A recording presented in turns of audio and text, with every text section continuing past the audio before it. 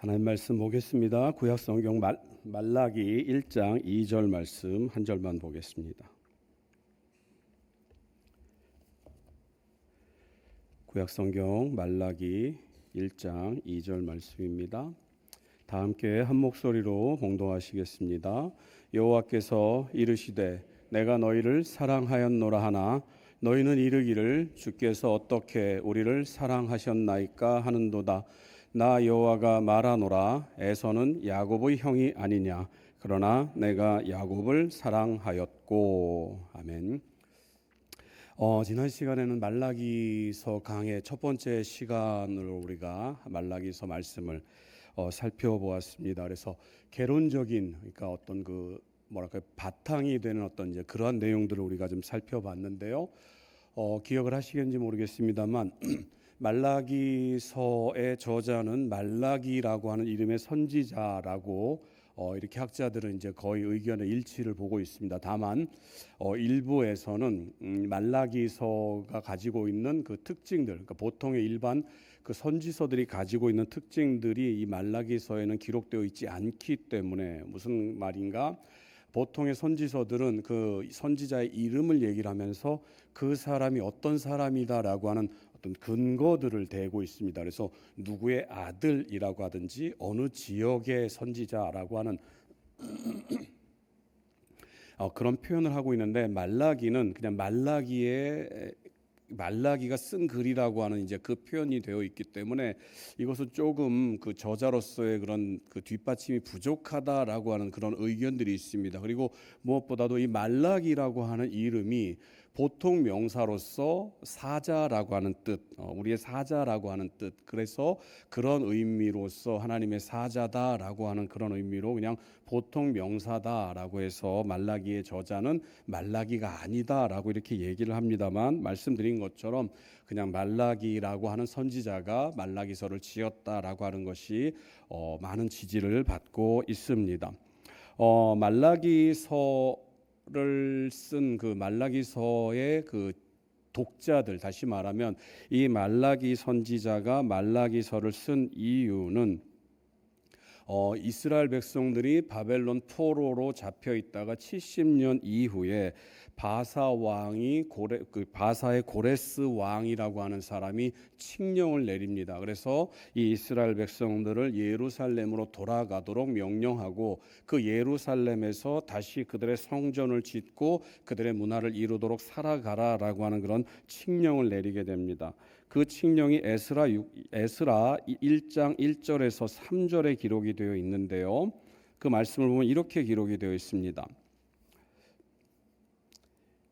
제가 읽어드리죠. 바사왕 고레스 원년에 여호와께서 예레미야의 입을 통하여 하신 말씀을 이루게 하시려고 바사왕 고레스의 마음을 감동시키심에 그가 온 나라에 공포도 하고 조소도 내려 이르시되, 바사왕 고레스는 말하노니 하늘의 하나님 여호와께서 세상 모든 나라를 내게 주셨고 나에게 명령하사 유다 예루살렘 성전을 건축하라 하셨나니 이스라엘의 하나님은 참 신이시라. 너희 중에 그의 백성된 자는 다 유다 예루살렘으로 올라가서 이스라엘의 하나님 여호와의 성전을 건축하라. 그는 예루살렘에 계신 하나님이시라 라고 얘기를 합니다.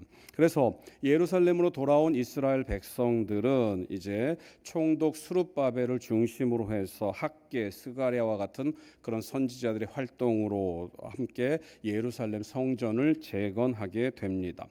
성전 재건 이후에는 율법학자 에스라가 바벨론에 돌아와서 그러니까 성전을 짓고 난 이후에 2차 귀환을 통해서 에스라라고 하는 선지자가 방금 읽은 그 에스라 1장 1절부터 3절의 그런 말씀들과 같은, 그래서 이스라엘 백성들에게 영적 부흥 운동을 일으키게 됩니다. 그리고 나서 느헤미야가 돌아와서 느헤미야는 예루살렘 성벽을 재건하죠.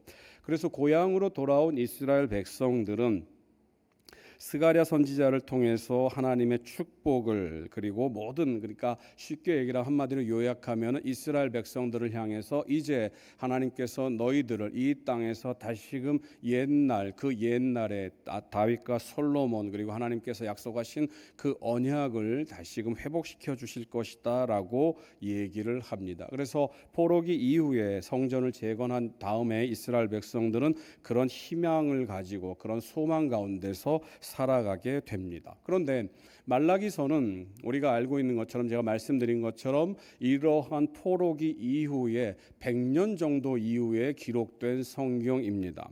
이스라엘 백성들이 하나님께서 주신 그 소망을 가지고 돌아와서 성벽을 재건하고 성전을 다시 건축한 이후 그 하나님께서 약속하신 그런 소망들을 바라보고 있는데 이스라엘 백성들의 삶은 그다지 나아지지 않습니다. 정확하게 얘기를 하면 이스라엘 백성들은 정치적으로는 여전히 바사의 속국으로서 바사에게 조공을 바치는 그런 식민지 국가였습니다. 그리고 하나님께서 그들에게 모든 것들을 회복시켜 주신다고 말씀하셨지만 그들의 삶과 모든 환경들은 여전히 어려움 가운데 있었습니다. 그래서 이 이스라엘 백성들이 처음 하나님께 돌아와서 하나님의 말씀으로 이제 예루살렘 땅으로 돌아와서 성전을 건축하고 그 희망에 부풀었던 그 시간들이 그 희망들이 100년이라고 하는 그 시간이 지나가면서 점점 퇴색되어 가게 됩니다. 그래서 그러한 그 환경, 배경을 바탕으로 말라기 선지자가 이스라엘 백성들을 향해서 초심을 잃은 하나님께서 주신 그 소망을 잃어버린 이스라엘 백성들을 향해서 하나님께서 주시는 말씀이 바로 말라기서 선지자의 그런 기록입니다. 오늘은 말라기서 강의 두 번째 시간으로 우리가 방금 읽은 말라기서 1장 2절 상반절 말씀을 중심으로 해서 내가 너희를 사랑하였노라 라는 제목으로 말씀을 나누도록 하겠습니다. 우리가 읽은 것처럼 말라기서 1장 2절은 여호와께서 이르시되 하나님이 이스라엘 백성들을 사랑하셨다라고 하는 그런 말씀으로 시작을 하고 있습니다. 오늘 우리가 읽은 말라기서 1장 2절에서 사랑한다라고 번역된 히브리어는 구약 성경에서 약 200번 정도가 기록이 되어 있습니다. 히브리어 원어로는 아헤브라고 하는 말을 쓰고 있는데요. 우리가 알고 있는 것처럼 그 사랑한다라고 하는 그러니까 성경 속에서 신약 성경에서는 사랑이 여러 가지 개념들 여러 가지 단어들로 표시가 되어 있는데 구약 성경에서는 거의 다 이 아헤브와 그 아헤브의 변형들로 기록이 되어 있습니다. 그래서 하나님이 누구를 사랑하신다 아니면 누가 누구를 사랑한다 무엇을 좋아한다라고 하는 이 표현들은 구약 성경에서는 거의 다 아헤브라는 말을 쓰고 있습니다. 그래서 이 아헤브가 구약 성경에서는 약 200번 정도가 기록이 되어 있습니다. 성경 속에서 이 아헤브는 다양한 모습으로 그 사랑을 보여주고 있습니다. 첫 번째는 하나님의 명령입니다. 사랑에 대한 명령으로 이 아헤브라고 하는 말을 씁니다. 그래서 이 하나님의 명령 가운데서 나타나는 대표적인 것이 율법 가운데 기록이 되어 있는데요. 레위기 19장 18절 말씀입니다. 원수를 갚지 말며 동포를 원망하지 말며 내 이웃 사랑하기를 내 자신과 같이 사랑하라 나는 여호와이니라 라고 얘기를 합니다. 그래서 이 아헤브라고 하는 것이 구약 성경에서는 이웃을 사랑해야 된다 그리고 하나님을 사랑해야 된다 뭐 이러한 내용들 명령 속에서 하나님의 뜻을 지키라고 하는 그런 명령 속에서 표현이 됩니다. 구약 성경 속에서 이 아헤브 사랑한다라고 하는 이 아헤브는요 또 사람과 사람의 관계 속에서 표현되는 사랑으로 나타나곤 합니다. 그 대표적인 얘기가 창세기 25장 28절인데요 이렇게 되어 있습니다. 이삭은 에서가 사냥한 고기를 좋아하므로 그를 사랑하고 리브가는 야곱을 사랑하였더라. 말씀드린 것처럼 사람과 사람 사이에서 서로 사랑하는 뭐 부모와 자식 간의 사랑도 되고요 이성 간의 사랑도 되고요 우리가 잘 알고 있는 것처럼 어떤 남자가 여자를 흠모할 때 막 정말 열정적으로 끌어오는 어떤 그런 사랑도 다 이 아헤브의 범주 속에서 포함이 됩니다. 구약 성경 속에서 이 아헤브가 나타나는 대표적인 표현은요, 또 문학 작품 속에서 나타납니다.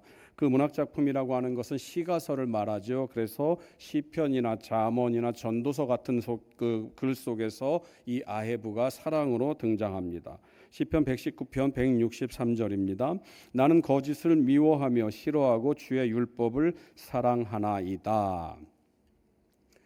지금까지 대표적인 사랑한다라고 하는 그 말이 사용되는 아헤브라고 하는 말이 사용되는 히브리어 그 성경 구절들을 여러분께 좀 몇 가지를 3개 정도를 말씀을 드렸는데요. 이 아헤브가 가지고 있는 어떤 방향성이 있습니다. 그 방향성이 무엇인가? 그것은요, 그 사랑이 인간에서 인간으로 아니면 인간에서 하나님으로 향하게 되는 것을 보게 됩니다. 무슨 말인가?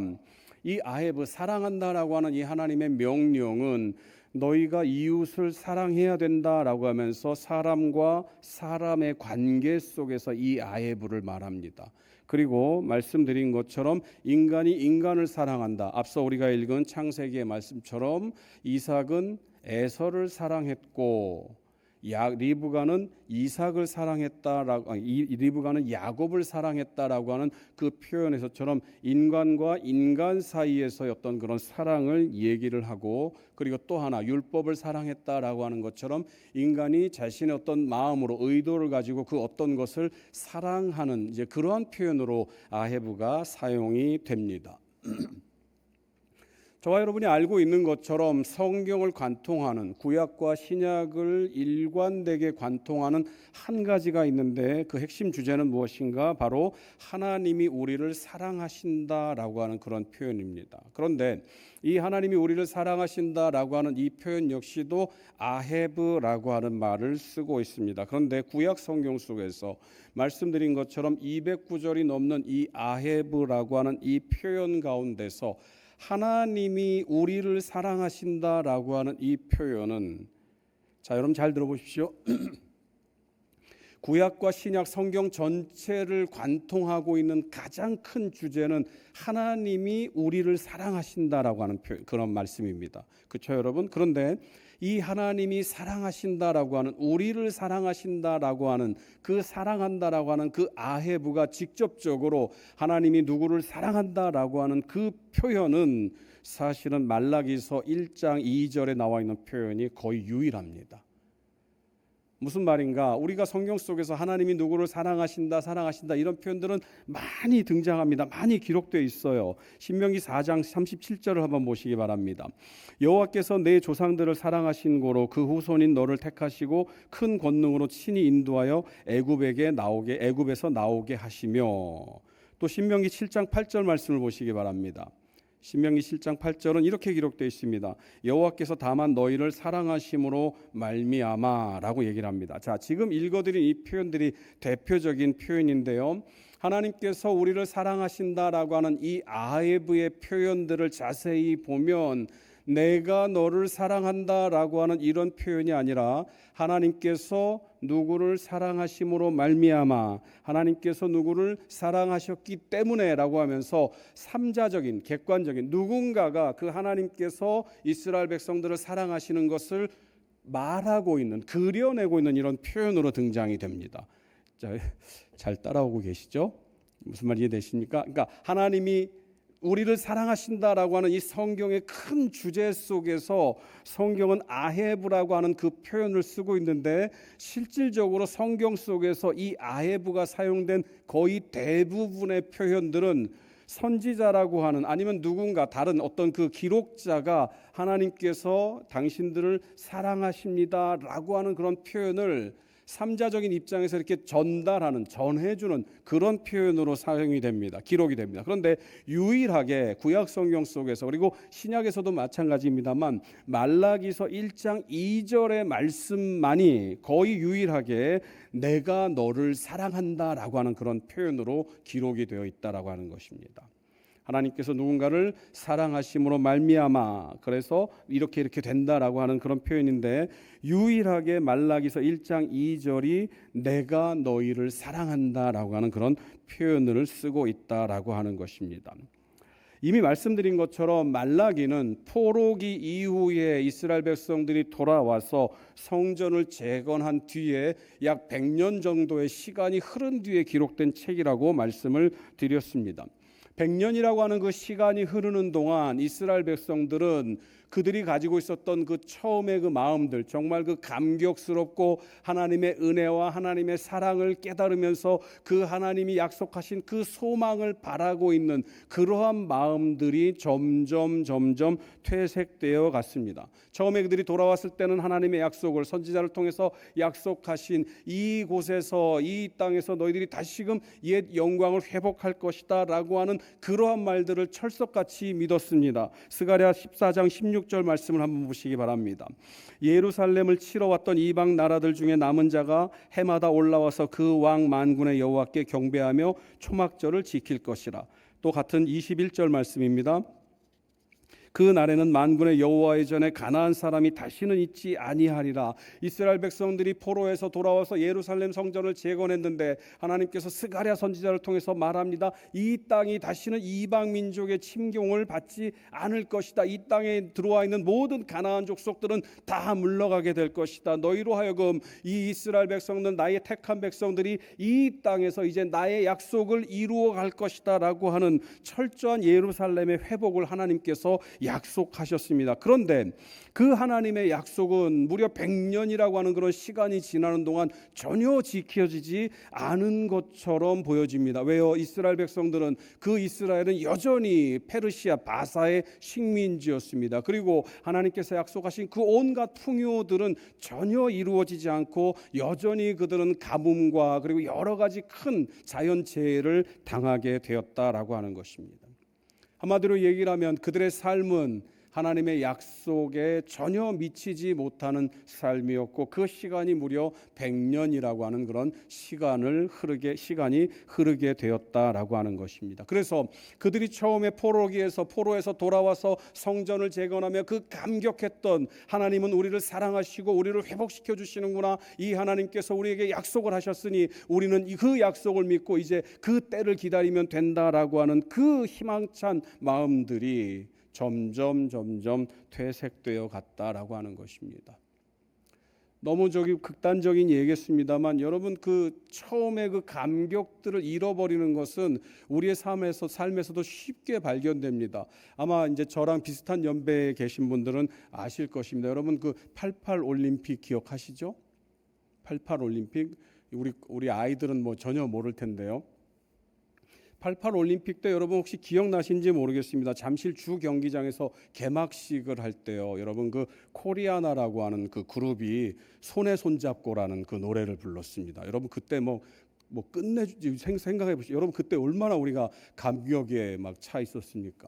너무 좀 멀죠, 여러분. 그 2002년을 한번 생각해 보시기 바랍니다. 월드컵이죠. 죄송합니다.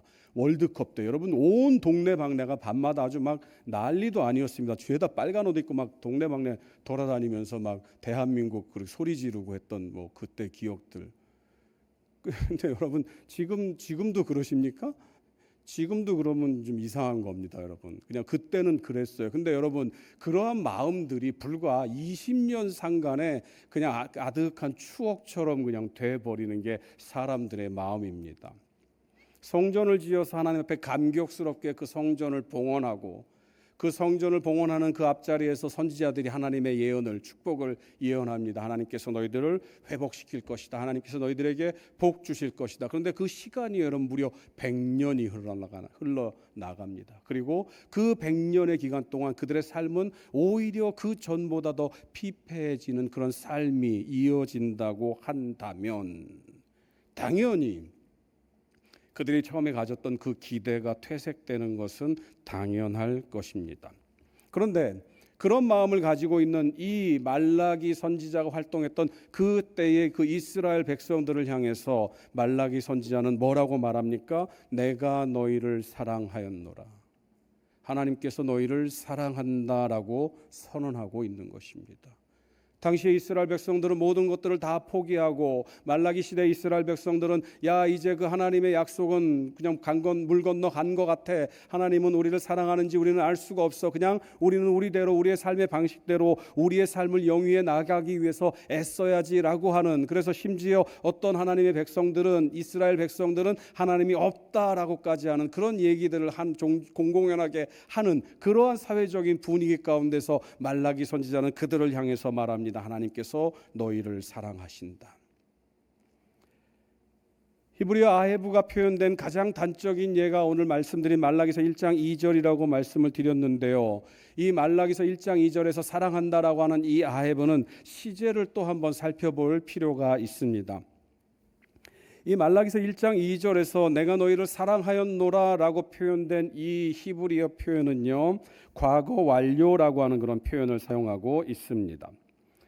이 표현은요, 어떤 의미인가, 완료 시제라고 하는 표현으로 되어 있는데요, 어떤 의미인가, 과거에도 어떤 일이 일어났고 그 일이 현재에도 일어나고 있으며 앞으로도 계속 일어난다라고 하는 의미를 담고 있습니다. 그러니까 이거는 히브리어의 어떤 문법적인 특성인데요, 완료 시제로 기록되어 있는 주께 내가 너희를 사랑하였노라라고 하는 이 표현은 하나님이 과거에도 내가 너희를 사랑했고 지금도 너희를 사랑하고 있고 앞으로도 너희를 사랑할 것이다라고 하는 의미를 담고 있는 그러한 표현입니다. 그런데 오늘 본문을 보면요, 이 말라기 당시 이스라엘 백성들이 얼마나 그 마음이 강팍했던지, 하나님께서 말라기 선지자를 통해서 내가 너희를 과거에도 사랑했고 지금도 사랑하고 있으며 앞으로도 사랑할 것이다 라고 하는 이 선언의 말을 향해서 뭐라고 반응합니까? 하나님께서 언제 우리를 사랑하셨습니까? 라고 반문하고 있습니다. 오늘 본문은 이렇게 얘기를 하죠. 너희는 이르기를 주께서 어떻게 우리를 사랑하셨나이까? 세번역 성경은 그 의미를 좀 더 분명하게 우리에게 들려주고 있는데요, 이렇게 기록되어 있습니다. 주님께서 우리를 사랑하신다는 증거가 어디에 있습니까? 이스라엘 백성들이 왜 하나님의 사랑을 의심하고 왜 하나님 앞에서 그 사랑의 증거를 보여달라고 했을까? 계속해서 말씀드린 것처럼 100년이라고 하는 그 시간이 흐른 뒤에 이스라엘 백성들의 모습입니다. 우리가 알고 있는 것처럼 이스라엘 백성들은 바벨론의 포로로 끌려갔습니다. 그 포로로 끌려간 이유는 그들의 죄악 때문이죠. 하나님께서 바벨론을 들어서 너희들의 죄를 심판하실 것이다 라고 하는 그 예언의 말씀의 성취를 위해서 이스라엘 백성들은 바벨론의 포로로 끌려갑니다. 그리고 그 나라는 패망을 하게 되죠. 그런데 그 70년의 세월 동안 이스라엘 백성들은 자신들의 잘못을, 자신들의 죄악을 하나님 앞에 회개하게 됩니다. 시편 137편 1절 말씀입니다. 우리 같이 한번 읽어보겠습니다. 우리가 시온을 기억하며 울었도다. 바벨론으로 포로로 끌려갔습니다. 그 70년의 세월 동안 고향을 그리워하며 예루살렘을 그리워하며 그들은 울었습니다. 그런데 그냥 운 것이 아니라 시편 137편 8절을 보면 이렇게 기록되어 있습니다. 멸망할 딸 바벨론아, 내가 우리에게 행한 대로 내게 갚는 자가 복이 있으리로다. 그래서 자신들의 잘못을 가지고, 그리고 하나님께서 그렇게 그들에게 처절한 그 포로 생활의 고통을 허락하신 그 삶을 생각하면서 이제 우리는 다시 회복해서 이 바벨론에게 원수를 갚아야 한다라고 얘기를 합니다. 그리고 그 하나님께서 이제 이 이스라엘 백성들을 70년 만에 그들에게 다시 고향으로 돌아가라는 그런 회복의 은혜를 나려 주십니다. 그랬더니 그 회복의 은혜를 경험한 고라 자손의 시를 보시기 바랍니다. 시편 85편 1절부터 2절입니다. 같이 읽습니다. 여호와여, 주께서 주의 땅에 은혜를 베푸사 야곱의 포로로 된 자들이 돌아오게 하셨으며 주의 백성의 죄악을 사하시고 그들의 모든 죄를 덮으셨나이다. 이스라엘 백성들이 이제 포로 생활에서 돌아옵니다. 그리고 그들이 고백합니다. 이제 하나님 우리에게 은혜를 베푸셨군요. 그리고 우리의 모든 죄를 덮어주셔서 감사합니다 라고 얘기를 합니다. 그리고 나서 이 고라 자손이 계속해서 시를 씁니다. 시편 85편 8절 하반절 말씀입니다. 뭐라고 얘기합니까? 다시 어리석은 대로 돌아가지 말지로다.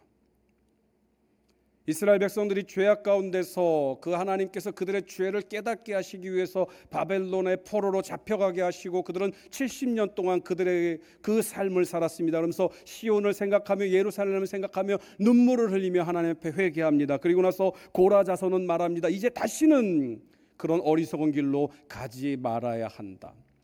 포로에서 돌아온 이스라엘 백성들은 바로 이러한 마음이었습니다. 그런데 이 이스라엘 백성들이 하나님께서 우리에게 은혜를 베풀어 주셔서 이 땅으로 돌아오게 하셨습니다라고 하는 그 고라 자손의 그 시처럼 하나님 앞에서 그 은혜를 깨달았던 사람들이 그 100년의 시간이 흐르는 동안 하나님의 은혜를 까맣게 잊어버렸다라고 하는 것입니다. 그 하나님의 은혜를 잊어버리고 하나님께서 언제 우리를 사랑하셨습니까? 라고 반문을 하고 있는 것입니다.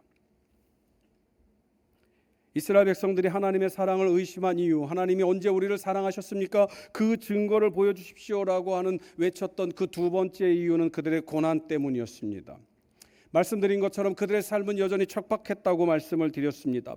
예루살렘으로 귀환한 이스라엘 백성들을 향해서 스가랴 선지자는 하나님의 축복을, 은총을 예언하였습니다. 스가랴 8장 15절인데요. 이제 내가 다시 예루살렘과 유다 족속에게 은혜를 베풀기로 뜻하였나니 너희는 두려워하지 말지니라. 스가랴 8장 23절 말씀입니다. 만군의 여호와가 이와 같이 말하노라. 그 날에는 말이 다른 이방 백성 10명이 유다 사람 하나의 옷자락을 잡을 것이라. 곧 잡고 말하기를 하나님이 너희와 함께 하심을 들었나니 우리가 너희와 함께 가려 하노라 하리라 하시니라. 이방 백성들이 이 이스라엘 백성들에게 하나님의 은혜가 임한다라는 소식을 들었습니다. 그래서 이스라엘 백성들 한 명의 바짓가랑이를 붙잡고 당신을 쫓아야지만 내가 이 유익을 얻을 것 같습니다. 당신에게 내려진 그 복이 내가 당신과 함께 있어야지만 그 복이 내가 임할 줄로 믿습니다라고 하면서 이스라엘 백성들을 향해서 이방 사람들 10명이 쫓아다닌다라고 스가랴 선지자는 말합니다. 무슨 의미입니까? 모든 것들을 회복시키시고 모든 것들을 풍요로 채워주신다라고 하는 그런 하나님의 약속이었던 것입니다. 이제 이스라엘 백성들은 성전을 재건했습니다. 어른들이 그 우아하게 지어진 그 크게 지어진 성전을 바라보면서 하나님의 약속을 생각합니다. 하나님께서 우리에게 이런 복을 주신다고 하셨지. 그런데 그 복은 100년이 지나도록 그들에게 임하지 않았던 것입니다. 잠시 잠깐 행복과 평안, 그리고 잠깐의 그런 어떤 꿈에 젖어 있었을 뿐 이스라엘 백성들의 삶은 여전히 고난 가운데 있었고 결국 그들은 그 고난으로 인해서 하나님의 사랑을 의심했다라고 하는 것입니다. 자, 정리해 보겠습니다. 여러분, 이스라엘 백성들이 왜 하나님이 너희가 너희를 사랑한다라고 하는, 과거에도 사랑했고 지금도 사랑하고 있으며 앞으로도 사랑할 것이다 라고 하는 그런 말라기 선지자의 그 선언에 하나님이 언제 우리를 사랑하셨습니까? 그 증거를 보여주십시오라고 외쳤던 이유는 첫 번째로 하나님의 은혜를 까맣게 잊었기 때문입니다. 그리고 두 번째는 그들의 삶에 지금 닥쳐있는 고난 때문입니다. 하나님의 은혜를 잊어버리고 그들의 삶에 닥쳐있는 고난 때문에 하나님의 사랑을 의심했던 이 이스라엘의 모습은 오늘을 살고 있는 저와 여러분들의 모습을 그대로 투영한다 해도 과언이 아닐 것입니다. 이스라엘 백성들을 향해서 하나님은 여전히 이스라엘 백성들을 향해서 하나님이 여전히 내가 너희를 사랑하고 앞으로도 사랑할 것이다라고 얘기를 합니다. 과거에도 사랑했던 것을 기억하지 못하느냐라고 얘기를 합니다. 그런데 여러분, 우리 역시도 이스라엘 백성들처럼 하나님이 언제 우리를 사랑하셨습니까? 라고 반문을 할 때가 많이 있습니다. 하나님의 사랑이 의심이 되죠. 우리가 하나님의 사랑을 잃어버렸기 때문입니다. 여러분 한번 생각해 보십시오. 여러분의 삶 가운데서 당하는 어떤 그런 고난과 어려움들이 있을 때 하나님께서 여러분에게 하나님의 은혜로 그 일들을 지나가게 하셨던 것을 우리는 경험으로 잘 알고 있습니다. 개인적인 얘기를 해서 좀 이해해 주시기 바랍니다. 얼마 전에 아내하고 잠깐 그런 얘기를 했었습니다. 집에 이제 어떤 문제가 생겼어요. 그래서 돈이 들어갈 이제 처지였습니다. 그 당시에 제가 한 달을 꼬박 일해도 300만 원 뭐 이렇게 그 정도밖에 벌지 못할 그런 때였습니다. 그런데 그 일을 처리하기 위해서는 한 400만 원 가량의 돈이 있어야 했습니다.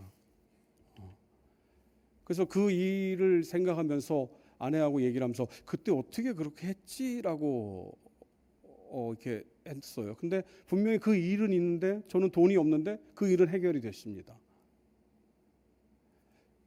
그런 표정으로 보지 마십시오. 그래 진짜 그랬어요. 뭐 자세한 얘기를 하기는 좀 뭐 그렇습니다만. 그러니까 여러분의 삶을 한번 이렇게 좀 더듬어 올라가 보십시오. 여러분 분명 인간은요, 여러분 고해의 바다를 살게 돼 있습니다. 그래서 인간의 모든 삶은 그냥 고통이라고 얘기를 해요. 그러면 여러분이 지금 그냥 이렇게 편안하게 밝은 얼굴로 웃고 있지만 사실 그 과거에 어느 시절로 가보면요, 야 그때 정말 나는 정말 죽을 것 같았는데라고 고백할 때가 있을 것입니다. 지금 제 눈앞에 보이는 몇몇 분들은 이미 제가 그런 경험, 그분들의 그런 경험을 들어서 알고 있습니다. 그리고 제가 그 얘기를 들었을 때, 야 정말 어떻게 그 세월을 건디셨어요라고 물어볼 수밖에 없는 그런 험난한 세월들을 살아오신 분이 이 자리 가운데도 계십니다. 그럼 여러분 그때로 돌아가면은요, 야 정말 막막했는데 앞이 아무것도 보이지 않았는데, 근데 지금 돌이켜 보면 그냥 어떻게 그냥 그 삶을 우리가 그 어려움을 견뎌 나아갔던 것을 보게 됩니다. 그리고 그 이유를 찾아보면 결국 우리는 답은 한 가지밖에 없습니다. 무엇입니까? 바로 하나님이 함께 하셨다라고 하는, 하나님이 돌보셨다라고 하는 그 말밖에는 우리가 할 수 있는 것이 없습니다. 이사야 49장 15절에서는요 이런 말이 기록되어 있습니다. 우리 같이 한번 읽겠습니다. 여인이 어찌 그 젖 먹는 자식을 잊겠으며 자기 태에서 난 아들을 긍휼히 여기지 않겠느냐. 그들은 혹시 잊을지라도 나는 너를 잊지 아니할 것이라. 어머니가 자식을 낳았습니다. 그 자식을 절대 잃어버리지 않죠. 왜요? 어머니의 사랑은 그런 사랑입니다. 그런데 성경은 뭐라고 얘기를 하느냐? 혹시 그들은 잊을지도 모른다. 여러분 어머니의 사랑이 위대하다고 얘기를 하죠. 여러분 제가 아닌 예를 여러분께 한번 들려드리겠습니다. 제가 어디 다큐멘터리에서 봤는데 정확하게 그 자료를 찾으려다가 못 찾았습니다만 제가 정확한 기억입니다. 경상도 어디 지역에 가면은 여러분 연료문이 있습니다. 연료문이 있습니다. 연료문. 그 연료문이 임진왜란 때 일본 왜구들이 올라와서 이제 그 대감집 그 마님을 죽이려고 하는, 그러니까 쉽게 말하면 겁탈하려고 하는 그런 과정 가운데서 끝까지 자기 정절을 지켰기 때문에 그 연료문을 세워놨습니다. 그런데 이 어떤 일이 있었냐면은요, 이제 왜구들이 이제 와서 이 여인을 겁탈하려고 하니까 이 여인이 이제 광에 들어가서 이렇게 숨었습니다. 근데 여러분 옛날 집들이 보면은 아시겠지만 그 문틈으로 보면 다 보이는 이제 그런 구조 아니겠습니까? 그 이제 큰 뭐 이렇게 문이라 할지라도요. 그래서 왜구들이 이제 앞에서 그 여인을 이제 나오려고 이제 막 문을 차고 막 이제 그렇게 한 겁니다. 그런데 이 여인이 안 나오는 거예요. 그래서 왜구들이 방법을 찾았습니다. 무슨 방법을 찾았냐? 그 아들을 데리고 온 겁니다. 아들을 데리고 와서 그 앞에다 그 아들 목에다 칼을 들이대고 안 나오면 이 아들을 죽여버리겠다라고 이렇게 얘기를 한 겁니다. 나왔을까요? 안 나왔을까요? 연료문 안 나왔습니다, 여러분. 왜구들이 아들을 죽였어요, 그 앞에서. 그런데도 안 나온 겁니다. 그러니까 이 왜구들이 질려가지고 그냥 그 자리를 떠났습니다. 이게 저기 실록에 기록이 되어 있습니다, 여러분.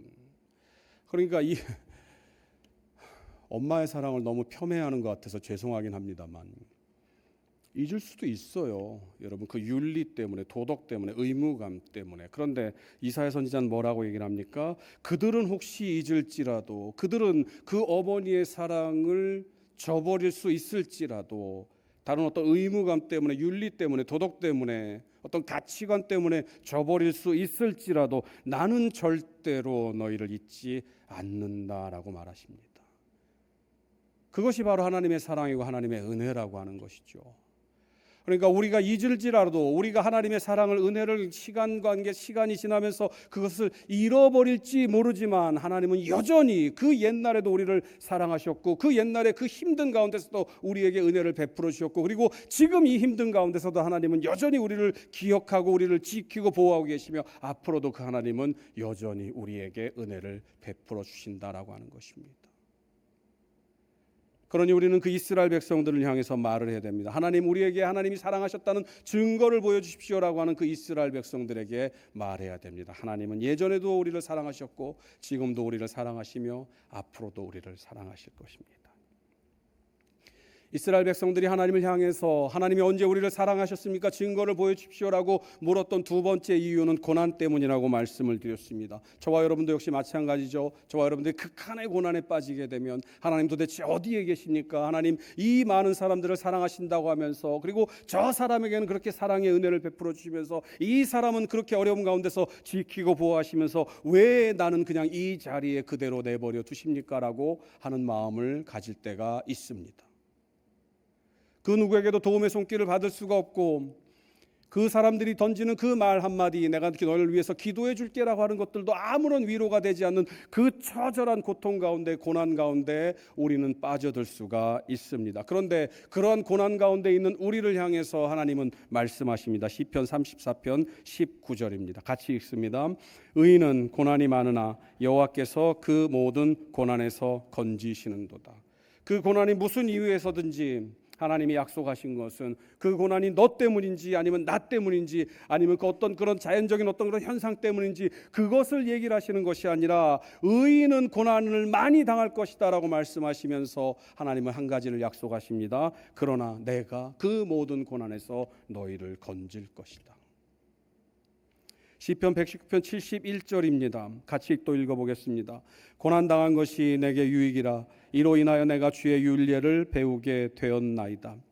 고난당한 것이 내게 유익이라. 여러분 한번 여러분의 그 고난의 때를 한번 생각해 보시기 바랍니다.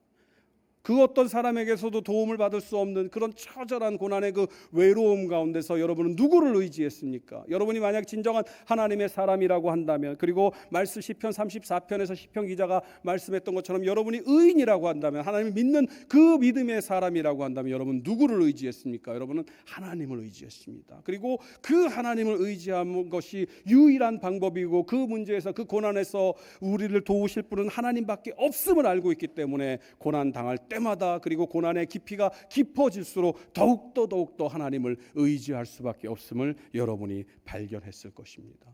그래서 시편 기자는 말합니다. 고난당한 것이 내게 유익이라 이로 인하여 내가 주의 율례를 배우게 되었나이다. 성경은요, 믿음의 선진들이 고난을 당하는 이유를, 그리고 그 고난을 통해서 주는 유익을 우리에게 분명하게 밝혀주고 있습니다. 고난을 당하면 당할수록 우리는 하나님을 의지할 수밖에 없기 때문입니다. 맹자의 고자장이라고 하는 글에 나오는 구절입니다. 하늘이 장차 그 사람을 쓰려 할 때는 반드시 먼저 그의 마음과 뜻을 괴롭히고 그 힘줄과 뼈를 굶주리게 하며 그 몸을 곤궁에 빠뜨려 하고자 하는 일을 이루지 못하게 한다. 하늘이 장차 그 사람을 쓰려고 하면 하는 일을 이루지 못하게 한다.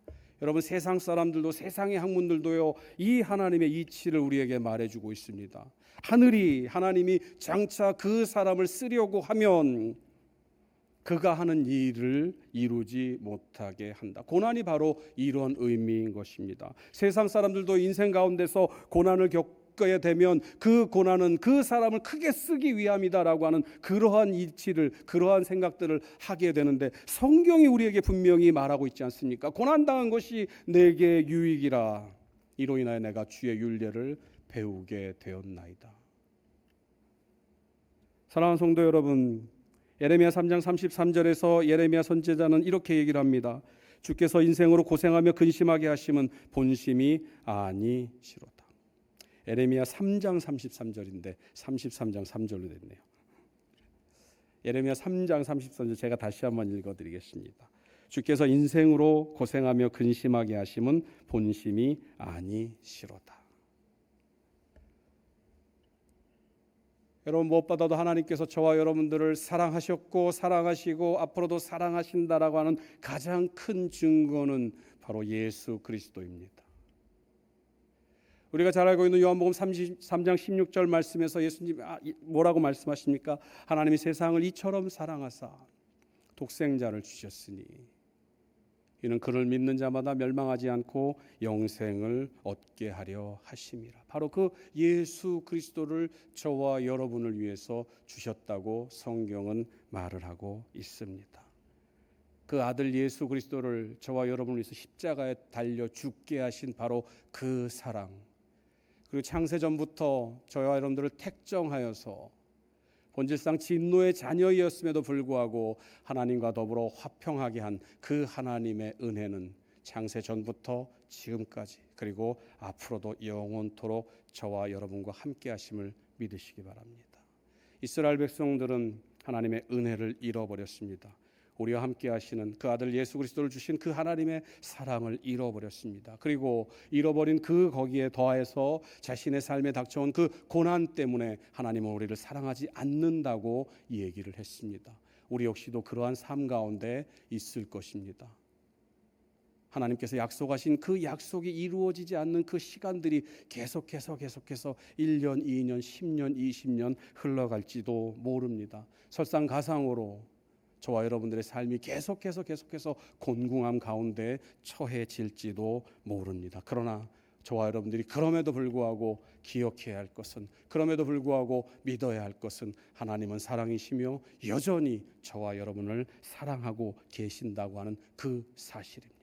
그 하나님의 사랑을 믿으시기 바랍니다. 그 하나님의 사랑을 붙드시기 바랍니다. 그 하나님의 사랑을 놓치면, 그 하나님의 사랑을 붙잡지 못하면 이 세상을 우리는 살아갈 수가 없습니다. 그러나 그 어떤 상황 가운데서도, 그 어떤 삶 가운데서도 우리는 이 세상을 살아갈 수 있는 힘을 어디에서 얻을 수 있느냐? 바로 하나님이 우리를 사랑하신다라고 하는 그 믿음에서 얻을 수 있습니다. 하나님의 사랑을 믿으시고 그 사랑 속에서 참된 평안과 행복을 누리시는 저와 여러분들이 되시기를 간절히 소망합니다.